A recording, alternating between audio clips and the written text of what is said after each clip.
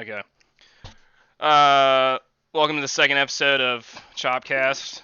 Will has decided to join us this time. Will, get off your fucking phone. uh, I'm Griffin. It's Sam to my right or left, depending on where you're looking It's from. kind Oh my god. it's gonna flip the screen. Yeah, and then Will's on the bottom. Uh, yeah, at Wake Forest. Yeah. Um, So we're gonna start off talking about since Will is obligated to go to a party soon. We're gonna start off talking about something that he knows anything about, which is the NL East. But I feel like this is what basically every uh, baseball pundit has like led off with recently. Is the New York Mets booing their own players.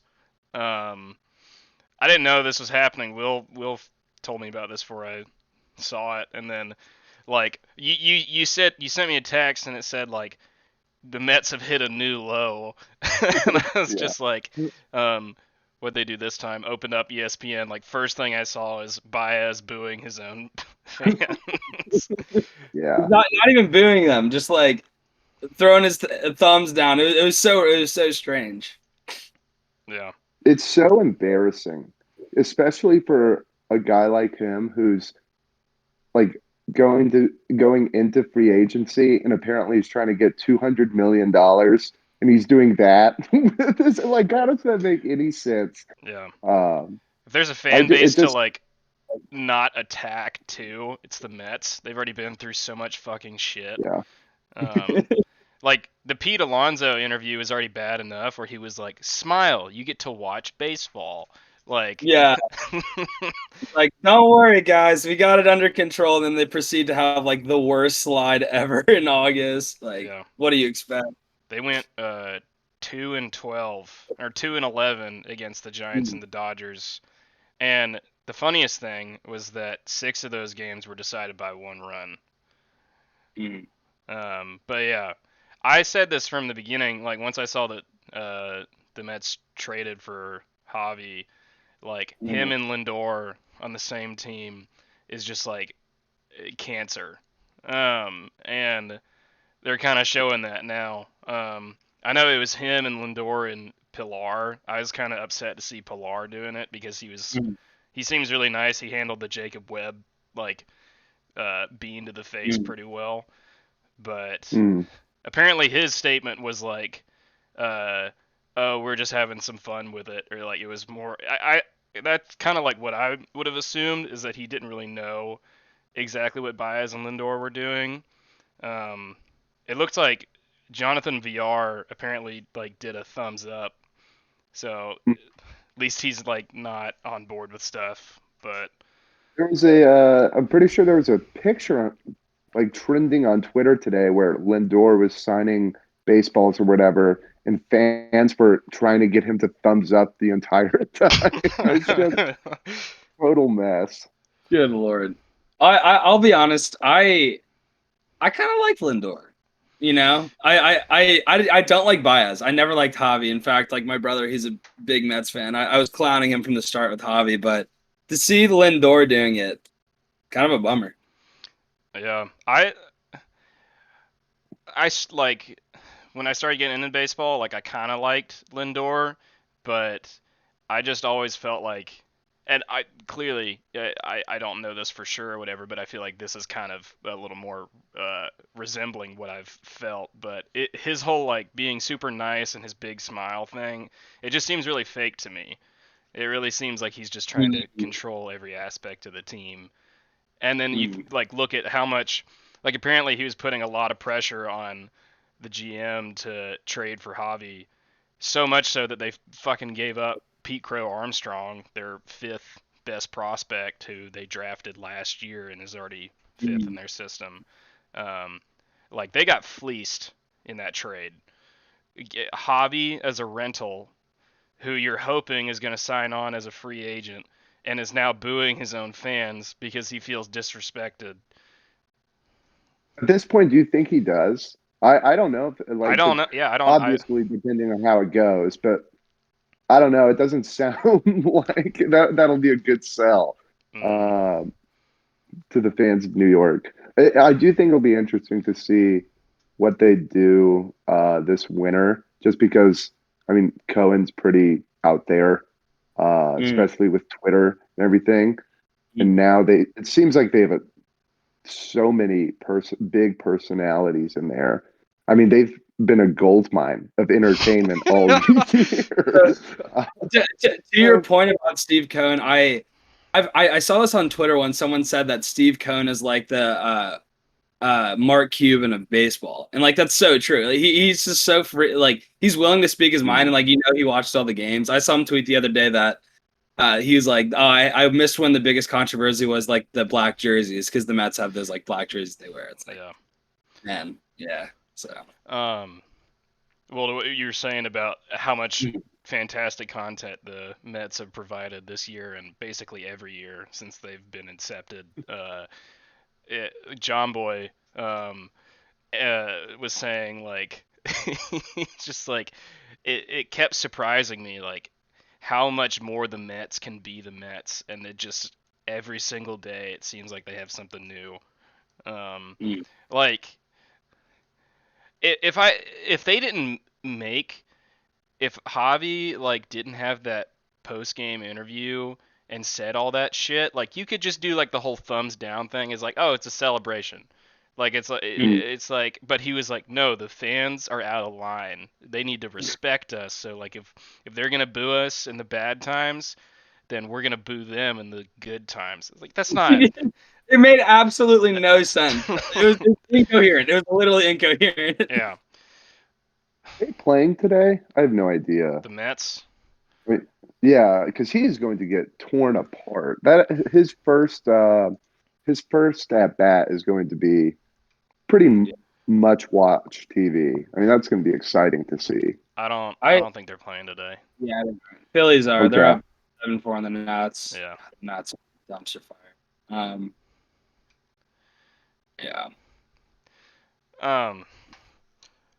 Yeah, it's pretty funny to watch everything with the Mets unfold because like coming into this year, um, I was that was the team I was most scared about in our division, and I feel like rightfully so. You look at their lineup at the beginning, and like 1 through 8 is pretty solid. Um, Yep. but they've just had everybody underperform. Like the only consistent bats on their team are Brandon Nimmo and Pete Alonso, and that's it. Yeah, Um, they also have had a pretty consistent amount of injuries. yeah, I mean, but so did the Braves. But like, um, we the reason like we weren't ahead of them the whole year is because their bullpen is so good, and their bullpen is what saved them games. Like, but they weren't ever. They've this whole year they've never been cranking out runs. Mm. And the addition of Javi Baez just made no sense because like he got better towards the trade deadline and obviously had some worth, but like he's always been like a high strikeout guy. Um, I don't see a lot of the value with him. Mm. Mm. Yeah, I do think you're right. He was kind of hitting his stride. I remember like one of his last games as a Cub, he hit that like walk off. I think it was Amir Garrett of the Cubs, and he did the whole like sweeping thing, right? And Amir Garrett's on the Reds. Yeah, oh yeah, yeah. that's what I meant. No, yeah. Yeah. Sorry for all the viewers. For all the viewers, I just woke up from like a 3-hour nap. I feel like I'm on a different planet right now. Also, I might have COVID, so that's Yeah, fun. yeah. I found out I was in super Oh, close wow. contact. Starting to get a little loopy. Yeah, brain's a little cloudy. Hey, yeah, Amir Garrett of the Reds. That's my bad. Yeah. But I think that was the most lopsided trade of the trade deadline. I'm bringing that up again, but Ooh, I think I think Madrigal, that Twins. the That's Craig Kimball. yeah. I you thought that was I don't lopsided? well, I thought so. I thought the ultimate value sending Nick Madrigal and getting essentially a closer to go alongside your already lights out closer. Yeah. The White Sox have too many cooks right now. Like they're But I mean, I don't like know. their bullpen is the Yeah. grossest in the MLB right now. Like aside from I guess the Brewers and the Rays, but I don't like. I would say another strong one was I'm forgetting who it was for. I'll have to go back and look, but it was the Twins and Blue Jays. You talking about Oh, it was Jose Barrios and Barrios, then right? Austin Martin Yeah, and they got somebody else. someone else. Yeah, but it was two incredible young players for the Twins. I mean, Yeah, that was pretty damn solid. For Barrios, who's like got a year or two left, I he's think. got two. Yeah, Um, he's got two. Okay. the thing with Austin Martin though, like I think they're pretty. They're gonna try to re-sign Marcus Simeon, and he's not like old yet. And Oh no, not at all. I Yeah. feel like they're gonna try to get him on a long-term deal. And then you have Bo Bichette, who's like their shortstop for a long time. And then I guess The next 10 years, yeah. Kevin Biggio at third. You can also shift around and whatever. So Austin Martin, I guess, was kind of like he didn't really have a spot, maybe. Yeah, But I'd say. still, I feel like Jose Barrios is a good pitcher to get. I wonder what his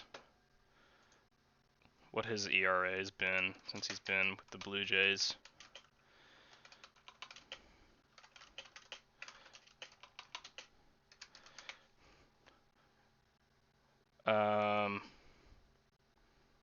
It's at a 3.76. And You take that. nothing crazy. Also think the lopsided trade was Adam Duvall for Alex Jackson. Yeah, basically all of our trades were pretty lopsided. I feel like we got we really hustled for nothing. It was absolute moneyball, like absolute moneyball. And all of those trades have worked out so well, and they were all just like little small ones. The Jorge Soler is so huge now. We gave up our 26th prospect for him. Some dude, never heard his name. And then like Duvall for Alex Jackson, who Alex Jackson swings a pool noodle. Is finally getting his average above 100 for the first time. And then with Eddie Rosario, gave up Sandoval, who they instantly DFA'd. Yeah. It was just a salary thing for them. Sandoval is tough.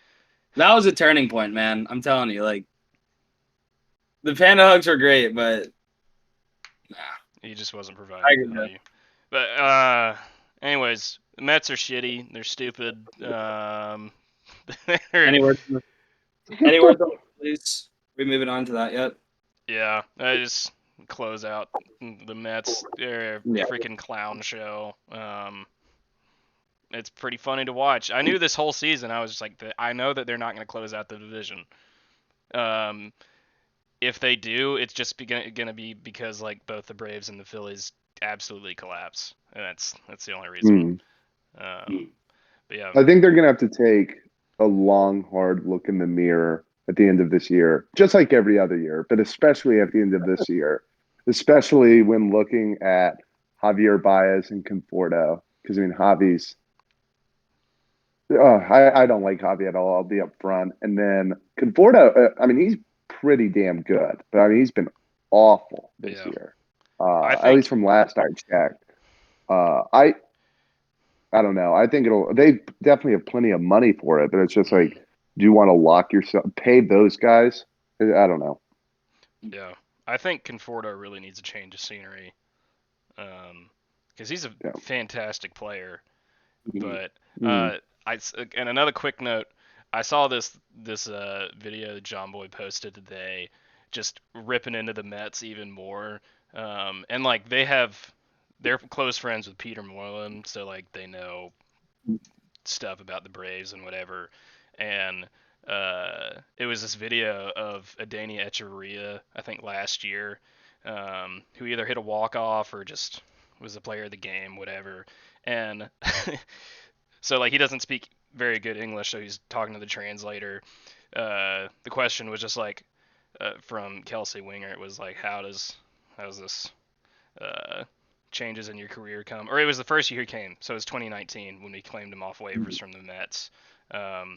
And he basically, he literally said like, I thank God that he has moved me from the Mets and put me on the Braves. Oh Thank man. God. Wow. Oh man. That's too funny. But yeah, Phillies. They lost 4 in a row to the Diamondbacks. That's pretty damn funny. Like, Yeah, not in this that's pretty series. inexcusable. Yeah. Yeah, you can't do that. So against the Diamondbacks this year, they went 3-4. They ended up getting the rest of the 3 games after they almost came back in the ninth. I watched that game live and I was like, oh yeah, shitting myself. I have a huge Diamondbacks friend here who's like actively rooting for the Phillies because he just wants the Diamondbacks to tank as hard as possible. But yeah, that was a good one. It was honestly pretty solid. What was it, like 6-5 was the score? I don't remember. They won by 1 run, even though they scored like 5 runs in the ninth, maybe 6. But yeah, the scary thing. So like, I mean, they did essentially the bare minimum that they did that they needed to do last series against the Diamondbacks. Like, they had to take 3. If they didn't take 3, and then they're 5.5 games back with a month left in the season, that's pretty tough. They're 4. Yeah. My bad. The difference, like, so they're 4.5 now. The difference between 5.5 and 4.5 is pretty big, I feel like. So them cleaning up and getting those other 3 games, and now playing the Nationals, and then they play the Marlins, like, they have an easy rest of the year for the most part, which scares me. I think they have the easiest rest of the year. Because really, I'm looking at their schedule now, and they're with the Nationals right now. Then they go Marlins. Then they have 3 with the Brewers. Then 4 with the Rockies, and that's the Rockies like coming to Philadelphia. Then the Cubs, the Mets, Orioles, Pirates, Braves, and then Marlins. So Yeah. no NL West teams. Not particularly difficult. So 4.5 is definitely within reach. They're not dead. Yeah. By any means. The only difficult series that they have for the rest of the year are the Brewers. You could, I guess, throw the Mets in there. The Mets are dead at this point, and yeah, there's no chance. No chance. They've been dead for a while, but so I feel like they'll hopefully put up a fight in mid-September, just because they'll be pissed. And it's at New York, and then they have to play against us at home, and then they're at Miami. Yeah, that Braves Phillies series towards the end of September, that could be really intense and interesting because I mean the Braves they don't have like a particularly difficult schedule per se, but I mean I'm sure you two have looked at it, but you're playing the Padres once in there, you're playing the Dodgers right now, the Rockies at home, who are basically like the 27 Yankees. So definitely not over. Yeah. The 27 maybe a bit of a stretch, but as we'll get into the Giant series in a second, I'm very impressed with what we've done. But yeah, like we're recording this at, it's now 9:47 on the East Coast. 6:47 my time. We get Dodgers at 7:10 tonight. I finally get to watch the game at a normal time. I'm gonna watch like an hour of the game, and then I have to go to bed because I have class at 9:30. I'm so excited. I finally get to watch a game at a normal time. But yeah, anyway. But yeah, we are starting off against. Is it? It's Arias today. Mhm. I think you're getting Walker. I think Braves are Walker getting and Walker Scherzer. and Scherzer too. Yeah. Which I mean, we've done pretty well against Scherzer in the past, like because we see him a bunch, or we had seen him a bunch. My thoughts exactly. But we suck. Like we haven't played him very many times, but we suck against Arias. Like I don't. He.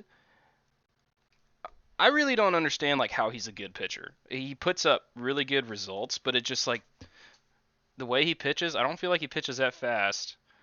And I don't know, I guess it's just because he attacks hitters or something, but I just, every time I watch him, I don't think he's that good, but we just do nothing. Do nothing against him. He's Wade Miley light, basically. Yeah. Red's commentary. All right, yeah. Well, I love when that rears its head. That's big Wade Miley guy, huge. But yeah, if we want to just go over the Giants real quick, we'll get into the Dodgers a little bit at the end. But really good series overall. Very, very impressed with what we did. Second game was kind of tough, but and Huascar has lost his last two starts, but I really don't feel like he did poorly. I think he did pretty well. He hasn't regressed. He's looked amazing. Yeah, he's honestly like something that is either Soroka or Anderson was saying about his slider is that since he's come back, it's actually gotten better somehow. In that game that he lost against the Yankees, he only gave up 3 hits, but Giancarlo just went deep off him with one of his walks. And this one, what happened?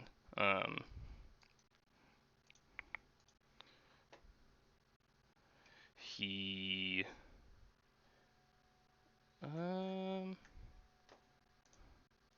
I'd pressed the wrong thing.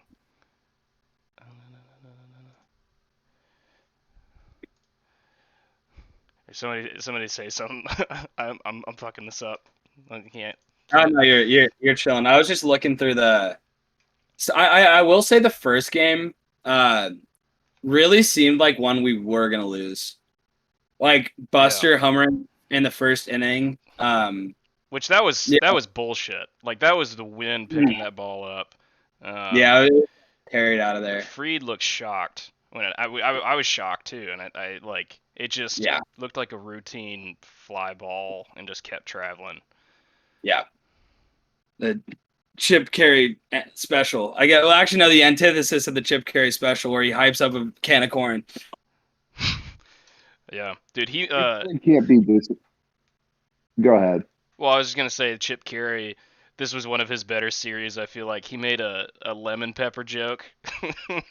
He's like, he said like the Giants bullpen was having a team meeting, and which he's like, I've never seen this before. I'm really like, maybe they're talking about where they're going to dinner or something. He's like, I've heard the lemon pepper wings are really good in this town.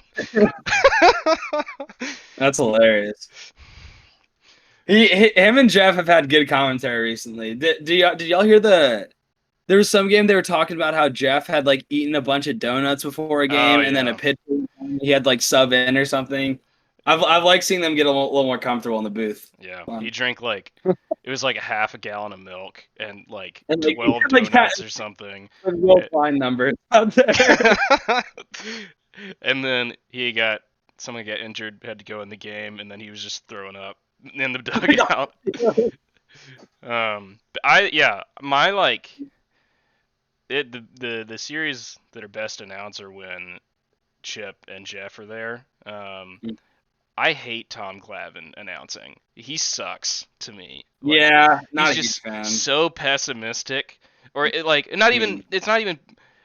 Sometimes I love pessimism because I Oh, yeah. am skeptical and I hate myself. But Yeah. but Tom Glavine, he's just he talks about the opposing pitcher will be up there. He's like, yeah, he's trying to get a slider, and he's like gonna get him to miss, and then and he's like, oh yeah, that was a great placed ball and stuff like that. It's like you're a Braves commentator. You just shut up. Dude, yeah, like, come on, man. Don't get too hyped. But anyways, coming into this, so we haven't. This is the first time we played the Giants, and I haven't seen them play all that much, but just going through their lineup, it's just like, why are you good? It doesn't make sense. Yeah. I was one of many people. I'm sure maybe both of you will agree with me. I wasn't expecting them to stay this good throughout the whole year, but I mean, they just constantly win 2 out of 3. That's all they do. They just win 2 out of 3. Mhm. So I mean, even though the Braves didn't get the sweep and the second game was tough, um, I you can't be disappointed with that because I mean, they just do the little things right. Uh, like they don't have big sluggers like the Yankees and everything, but they just don't make mistakes and they capitalize on errors.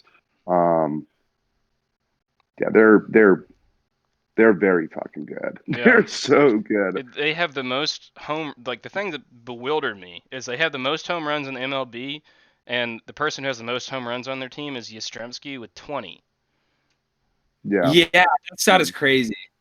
It's just they're all so just above average that it's like they're That's gonna even produce every day at least enough. That's even Yeah. crazier when you take into account their home stadium is like a pitcher's park. Yeah. So they're not hitting in Colorado or something. Yeah. Well, I think the point about the 2 out of 3 games is super interesting because right now they're sitting at they're 650. They win 65% of the time. So quite literally, it's 2 out of every 3 games. 2 out of 3. Yeah, they're almost 40 games above 500, which to me this season, the entire season, I just kept looking at teams. I look at the Mariners being 5 games above 500. I'm like, I wonder what it feels like to be above 500 the whole year. And now we're 11 over, and it's just a whole different feeling. But it's just seeing our record, and it's like we're a really good team right now. And then looking at the Giants, fucking how? We'll say I don't know how. Yeah, I don't know how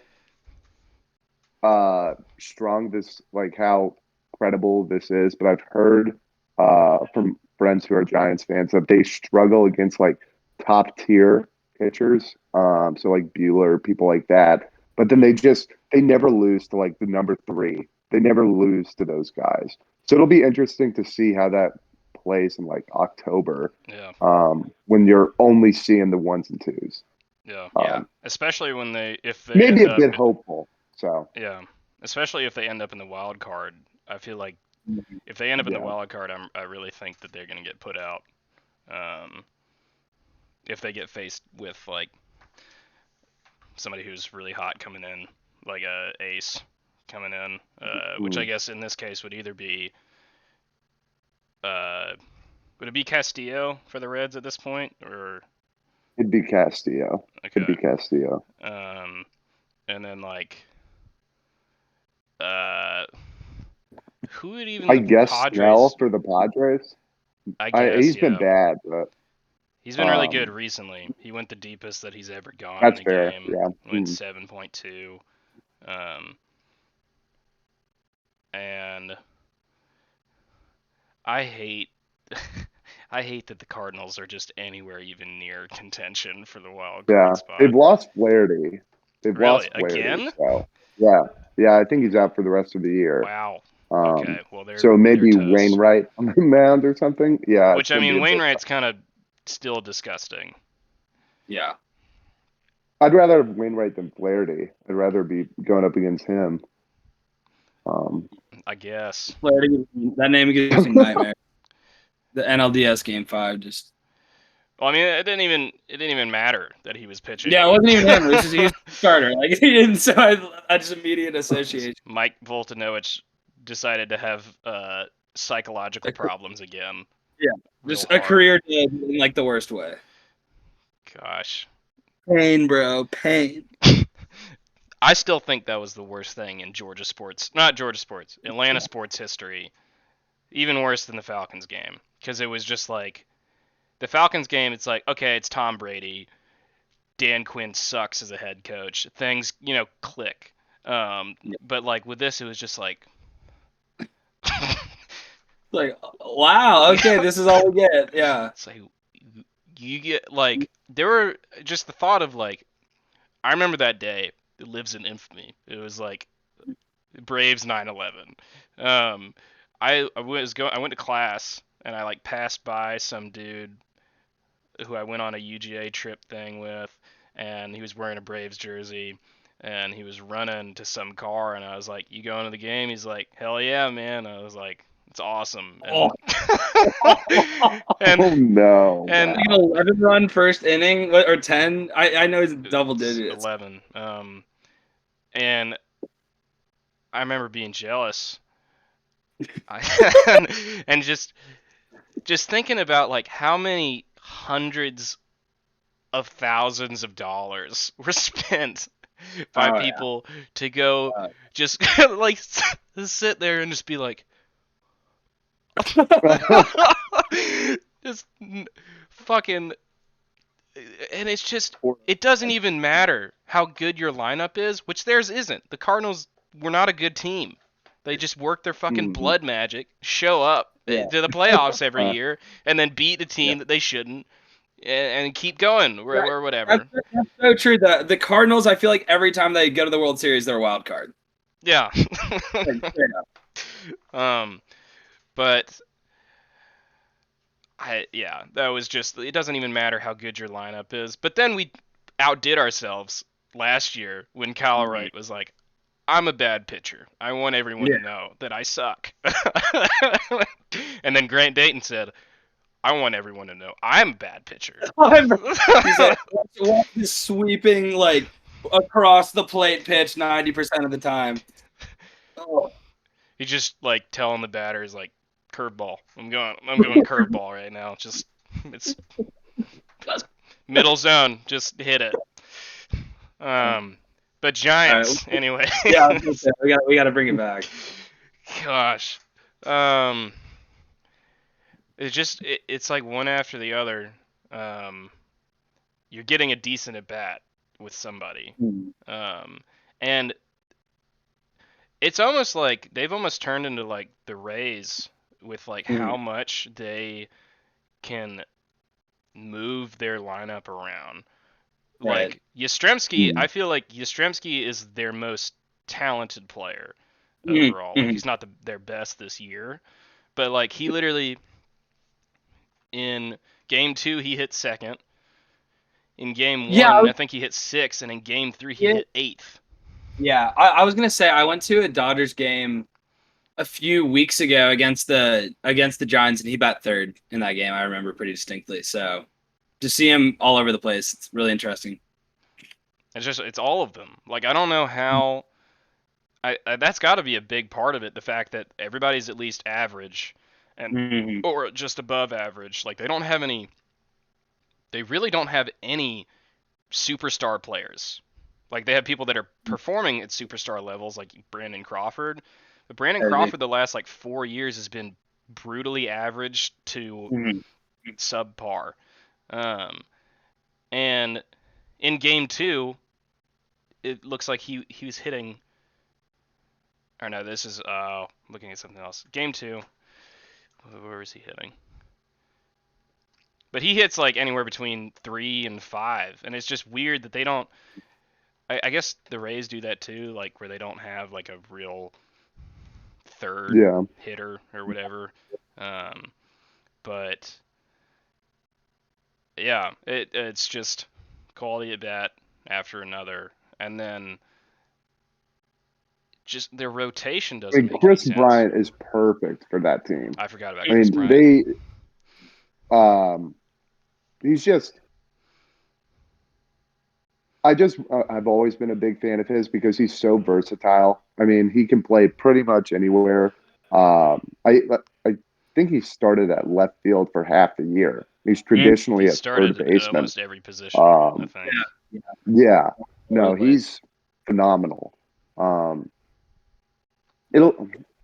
I was really excited to see him go there, not only to get him out of the NL Central, but also just because I think he's a great fit for that team. Um, Did he? I didn't watch any of the games. Did he? Did he have great at bat? Like, was he very good in the series or no? I don't think He's pretty quiet. Yeah, he didn't really do Really? much. Okay. I don't think he didn't start Okay. every game either. He started the first game, I believe, and then I don't think he played the second or third. He might have pinch hit, but I don't remember him being a factor in the second or third. Yeah. Batted second game 2. Or not game 1. Mm-hmm. And then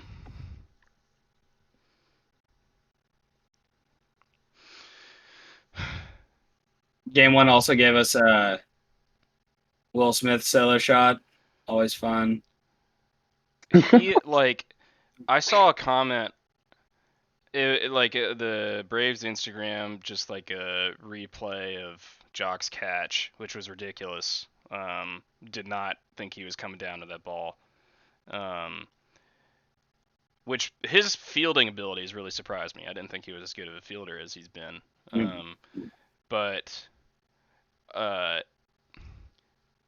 after you're all smiley and stuff, like you're all Drew. It was an awful joke. I'm sorry.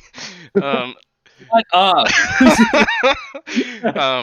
But you're watching the game and then you get that catch and then I fucking hate it when I see Will Smith after he gets a save. It's like, oh, I want to like the guy. It's just yeah. and it's like him and Jock messing around. It's like, oh, it's fun. It's fun watching this, and it's like I forget that I hate Will Smith. I forget that I hate that he's our closer. It's literally Stockholm syndrome. Yeah, because also I want to read this quick exchange of text between Griffin and I. This is Friday, 7:43 p.m. Pacific Standard Time, 10:43 Eastern Standard Time. All I get is one text. It says Will Smith, and I go, I'm not watching. I assume he gave up a solo shot, and then Griffin goes, yep. Dude, I fucking laughed so hard when I got that text back. It's like I told all my roommates about it. It's just like it's just automatic. Yeah. He's automatic. But anyway, in the video of him catching it and whatever, all the comments were like, Will Smith is unacceptable. This is not we don't need this closer. But he just keeps making saves. He just keeps happening. And I saw one comment that was like,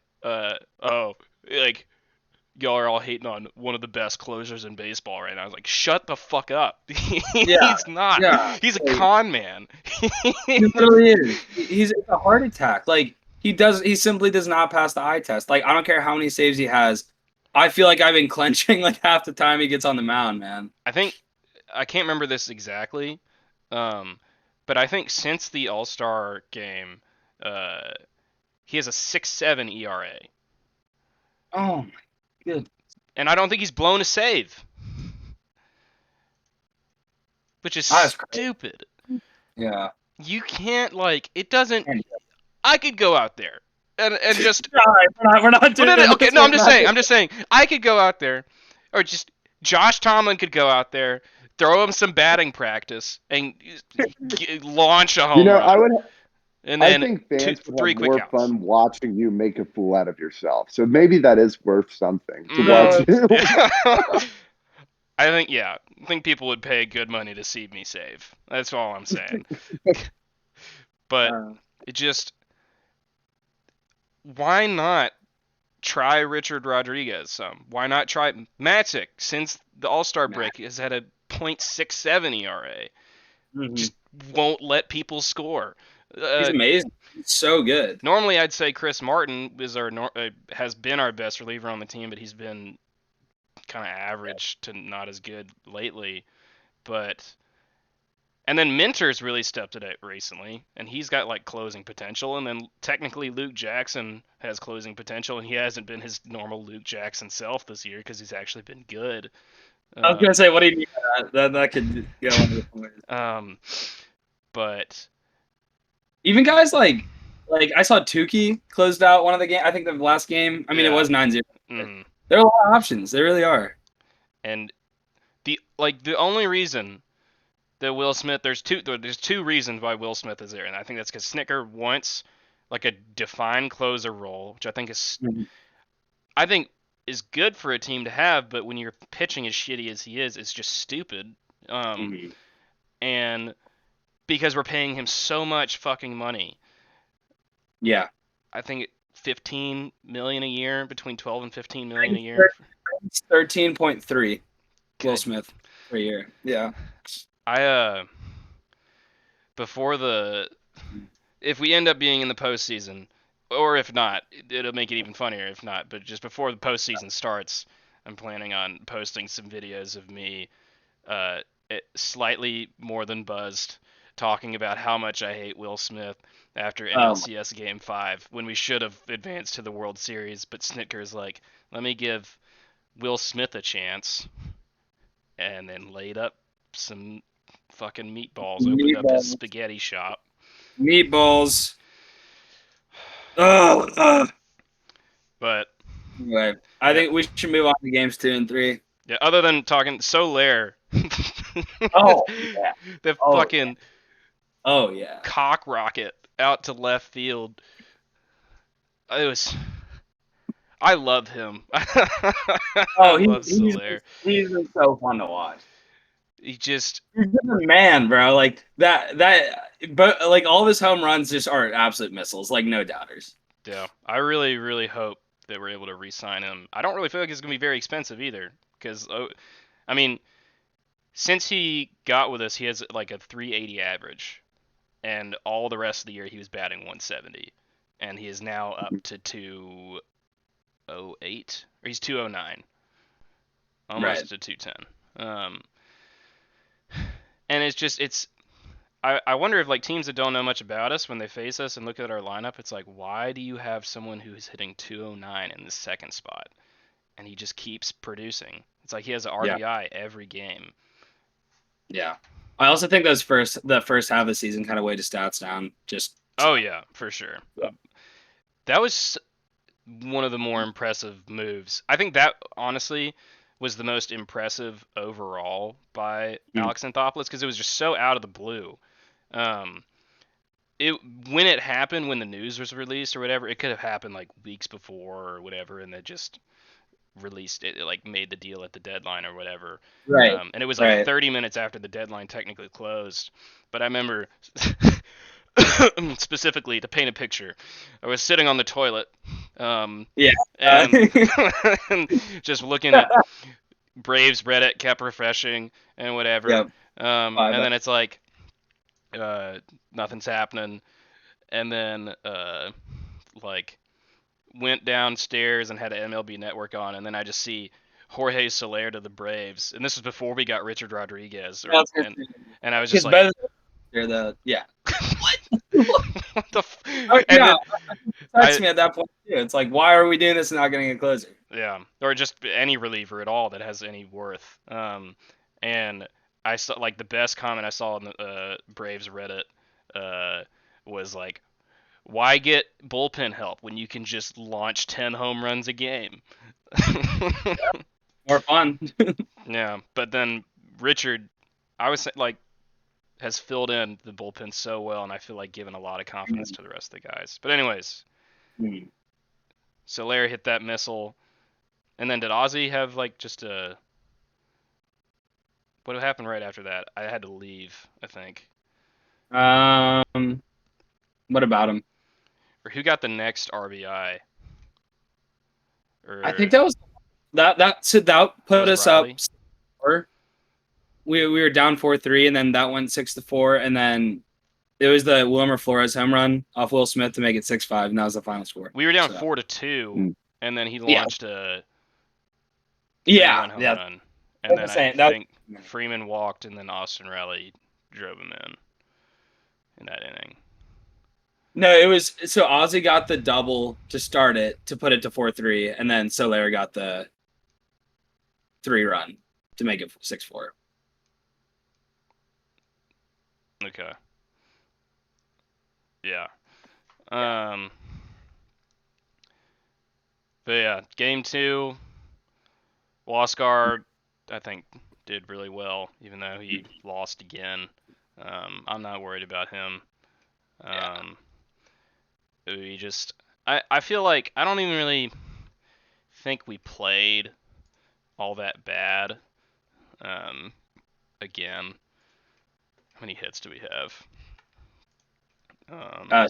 We had 7 to their 8. Yeah. I think we just Soler struck out 3 times, Freeman struck out twice, Duvall, Peterson, all striking out once, and all these. I think that was just like a showing of like the Braves from earlier this season of just not taking advantage of people with men on base. But Yeah. you're gonna we weren't gonna sweep the Giants. Knew that coming in. Yeah, this kind of felt like a game that we just kind of like conceded. Like Logan Webb was immaculate. We weren't really turning any opportunities into points, and it was all right. Kind of frustrating to watch, but the main frustrating thing with that game was that we got 26 pitches on Logan Webb in the first, and we really should have scored. But it's like, okay, you got 26 on him, and then the next 4 innings, he pitched like 30 pitches. It was stupid. I think there was one inning where he pitched like 3 or 4. It was a 3-pitch inning. He hit Darno, and then Duvall grounded into a double play, and then Peterson flew out. It was a 3-pitch inning. It was depressing. But yeah, biggest game, game 3. So much fun to watch. That was electric. Really enjoyed it. And just game 3, amazing. Ian Anderson's first start back. He's down to, what's his ERA now? 3.36. Yeah, he's definitely like mid 3s. Which I think I saw something, and it was like I think he's 21, 22. He's 23. Okay. Yeah, he's got like the 5th lowest ERA of somebody 23 or younger in, I think, recent MLB history, or like, I can't remember. Well, I mean, before like the prolonged injury, Ian was actually pretty like solid front runner for Rookie of the Year. Yeah, like he was in that discussion. I think Jonathan India's got that wrapped up. You're welcome, Will. Oh. He sure does. Oh, he sure does. Like it's got to be him or Patrick Wisdom. That's not going to be Patrick Wisdom, but he bangs though. Patrick Wisdom does. is good. Yeah, he bangs. He does. I didn't realize he was a rookie. He looks really old. He's like 30 years old. Wait, he's okay, old. okay. Yeah, he's actually old. Okay, he's so like how did never mind. I don't want to. I'll just leave that up to mystery. Yeah. I'm not gonna look anything. I'm actually gonna look that up. Gosh dang it. Okay. But yeah, Soler. Yeah, he's 30 years old. Good grief. As of 3 days ago, he's 30. So happy birthday. He does. He looks old because he is old, so that makes sense. You take one thing away from today. I'll figure out later why he's a rookie and he's 30. Maybe he played in like Japan or something. I don't know. Yeah, maybe he was in the military. You never know. Maybe he's Japanese. Yeah, it could be. That could be it.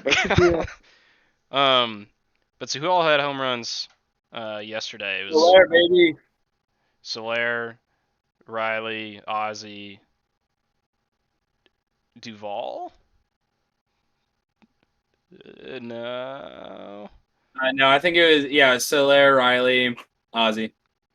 Gotcha. That was it. Number-wise, yeah. Biggest Rosario thing, had a great yeah. game too. Rosario 2 RBIs. Mm. Does that hit in like the 6th or 7th?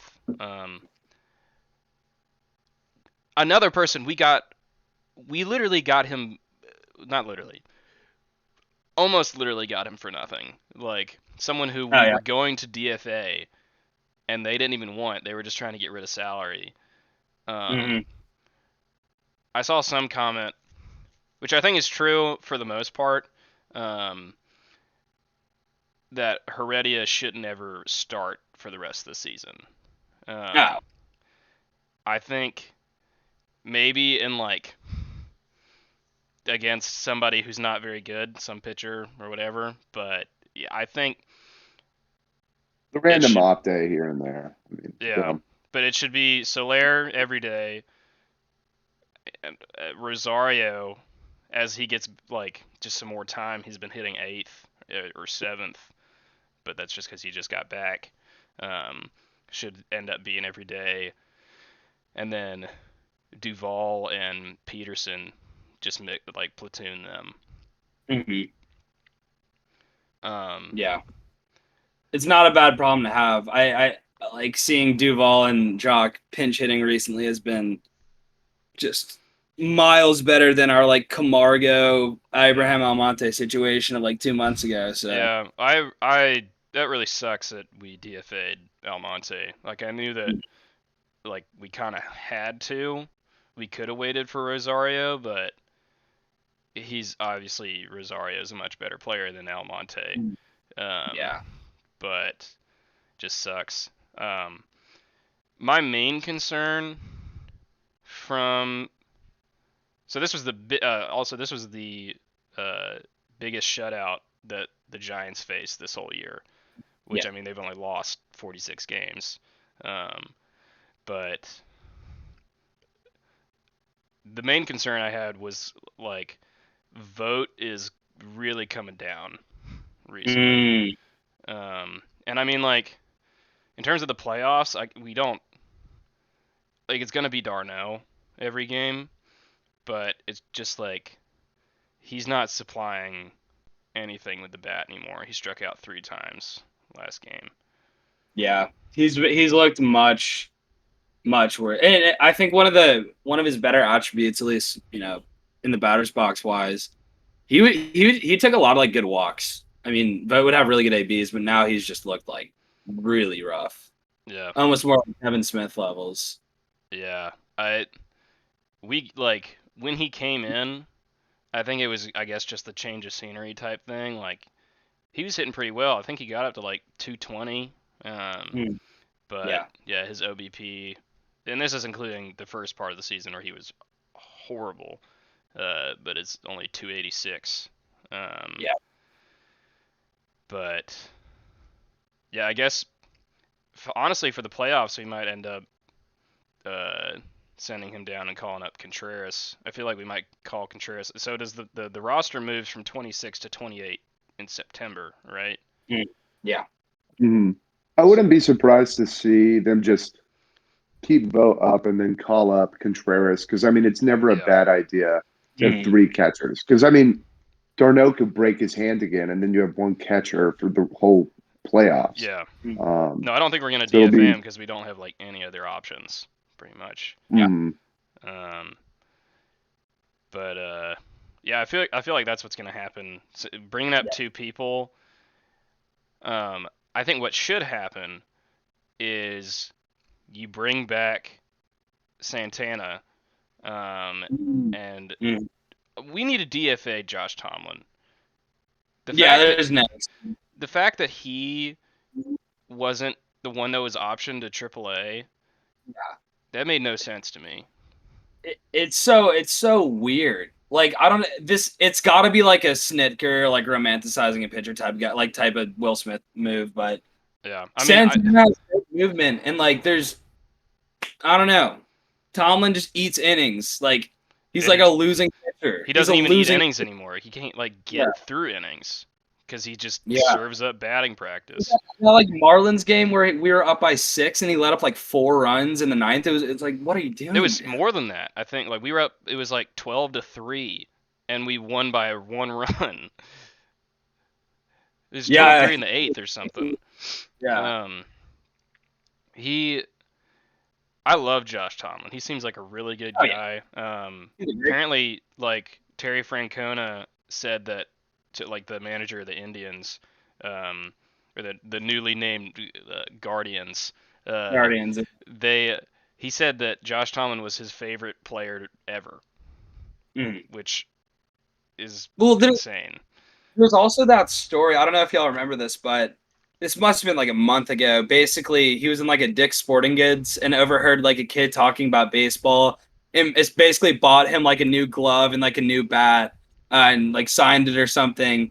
And then dipped without being like, oh, I'm like a Braves player. And then the cashier, when the people were walking through, were like, that's Josh Tomlin. Like he's a Braves player. So yeah, I think he it just seems like a really awesome dude, but Yeah. he sucks at his job now. So, he's definitely going to go into like coaching and stuff. So I feel like he should just kind of start that instead of getting shelled. Also, Smiley just let up a home run to Max Muncy, so great start. Good. Yeah, glad to know he's letting up the home run early. Do we want to transition into the Dodger series? Yeah. What time are we running on, Griffin? What time? Yeah, like when did we start? We started like an hour ago. Like I think an hour. We are on Yeah, 56:37. So All right. For because yeah, I got my Dodgers friend calling me right now asking to watch. Yeah. Well, at least he ended the inning.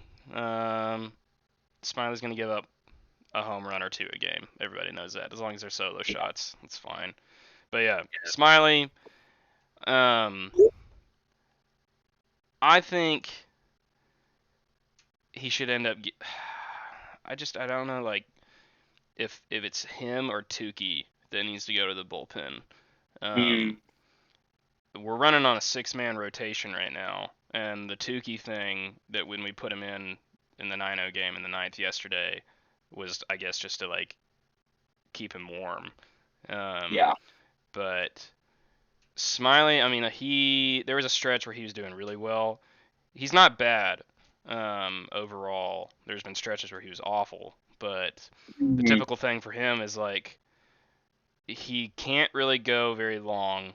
Like the longest he went this whole year was 7, I think, and any other game past that was like he goes like 5 every game. He's like a Blake Snell type of endurance, and he always has a big blow up inning, right? Frequently. So like for 3-4 innings, he's golden.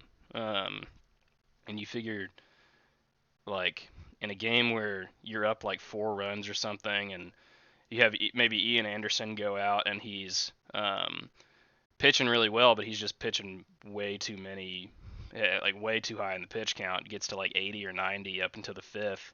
Then you just put in Drew Smiley for 2 innings. I think that would be perfect. Yeah. But I feel like Smiley could almost transition to that Josh Tomlin role and be like what Josh Tomlin should be. Yeah.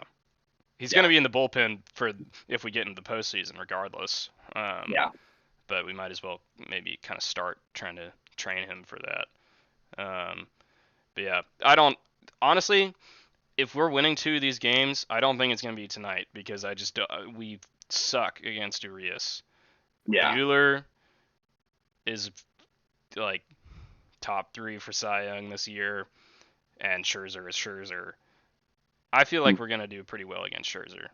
I might jinx that, but honestly, if we take 1 of these games, I can be that's fine. Yeah.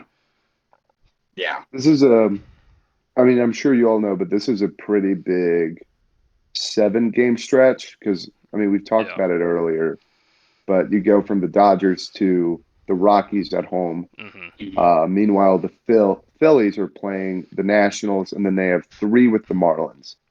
And like we said earlier, they're not dead at all. I mean, they could seriously make up ground, and then they could also play like the New York Mets and just put even more distance in between it. Yeah. No, the thing with the Rockies series, like we'll talk about that next week more, but I just don't know. I don't understand why they're good at home. And so I don't really know what to expect from that series. I think part of it is one of my good friends here is actually a Rockies fan.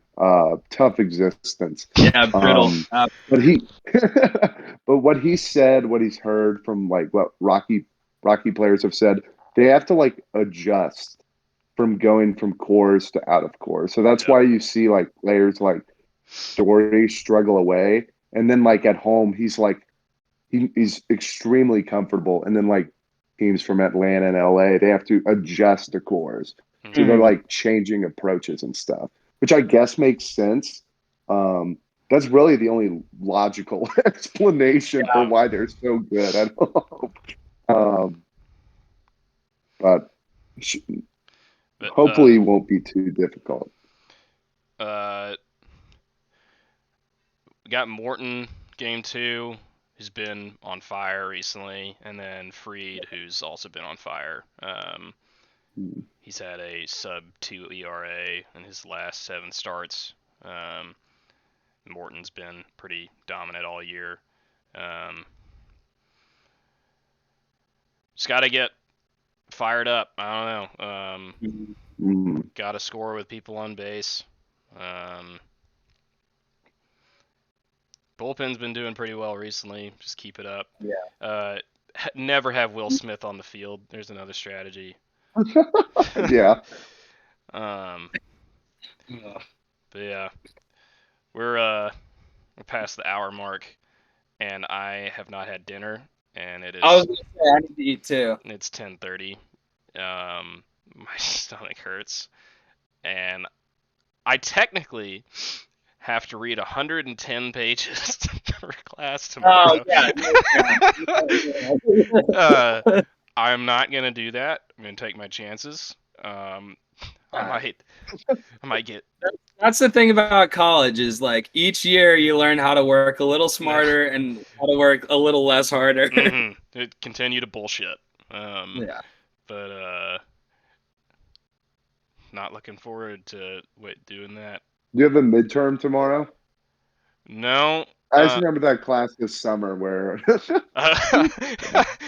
Yeah, I had a Maymester that was 3 weeks long, and I didn't know it was a Maymester. I thought that it started in the middle of summer, and then so I looked at my schedule. I was like, I want to know what day in June this starts, and then it didn't start in June. It had already started a week before. And you had a midterm. And I had a midterm the next day, and I emailed my professor, and I was just like, I'm here. I'm sorry. I'm sorry. But that class is Intro to Sports Management. So fucking easy. I got 3 credit hours for doing 3 discussion posts that midterm. Yeah. I was like, what is sports? And that was basically it. And then yeah. Anyways, thanks for joining us. Glad to have Will here for the first time, our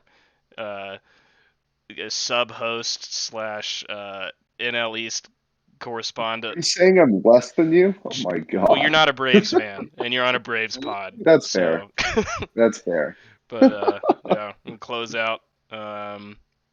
See you next week. Go Braves.